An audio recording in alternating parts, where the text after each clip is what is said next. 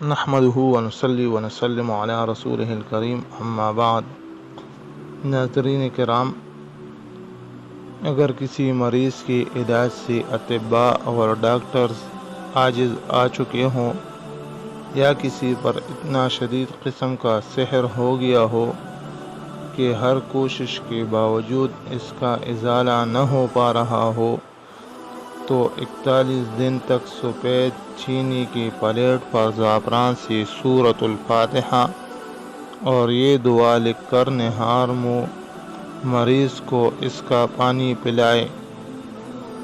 Plate میں پانی ڈال کر وہ لکائی مٹا لے، انشاءاللہ ہر طرح کا سحر بھی ختم ہو جائے گا اور بیماری سے بھی شفا حاصل ہوگی۔ دعا یہ ہے: یا حی حین لا حی فی دیمومۃ ملکہ و بقائہ یا حی۔